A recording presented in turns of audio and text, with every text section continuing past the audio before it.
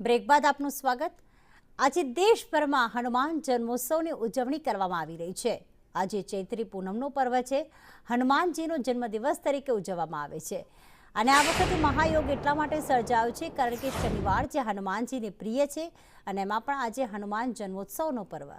ઠેર ઠેર હનુમાન મંદિરોમાં ભવ્ય ઉજવણી કરવામાં આવી રહી છે।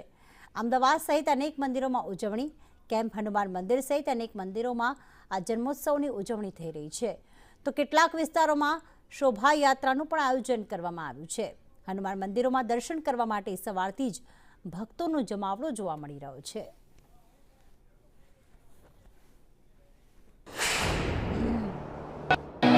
આજે હનુમાન જયંતીનો પર્વ છે ત્યારે આજના દિવસે અમદાવાદના તમામ હનુમાનજીના મંદિરની અંદર વિશેષ રીતે આજે ઉજવણીનું આયોજન કરવામાં આવે છે। ત્યારે કેમ્પ હનુમાન મંદિર ખાતે પણ વહેલી સવારથી જ ભક્તોનું ઘોડાપુર ઉમટી પડ્યું છે અને સાથે જ આજના દિવસે ભગવાનને 151 કિલોનો મહાપ્રસાદ અર્પણ કરવામાં આવ્યો છે। આ પ્રસાદની વિશેષતા એ છે કે નવગ્રહ બ્રહ્માંડના સ્વરૂપે આ બુંદીના લાડુનો પ્રસાદ છે તે પીરસવામાં આવે છે। 9 જાતના અલગ અલગ જે વસ્તુઓને એકત્રિત કરીને આખો આ બ્રહ્માંડનો લાડુ છે, 9 જેટલા લાડુ જોઈ શકાય છે કે અહીંયા તૈયાર કરવામાં આવ્યા છે અને વિશેષ રીતે ભગવાનને અલગ અલગ ભેટ સોગાદો છે તે પણ અહીંયા અર્પણ કરવામાં આવે છે।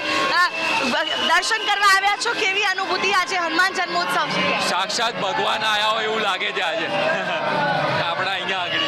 બિલકુલ, તો જે રીતે સાક્ષાત ભગવાન અહીંયા આવ્યા હોય તેવું અનુભૂતિ લોકો કરે છે। કેવું લાગી રહ્યું છે દર્શન કરીને? કેટલી ધન્યતા! આ જગતના તાત અને રામ ભગવાનના પરમ ભક્ત હનુમાનજીનો જન્મદિવસ છે। અમારા માટે ખૂબ જ સૌભાગ્યની વાત છે। આજે આપણે બધા હનુમાન કેમ્પ મંદિરે જોડે થયા છીએ।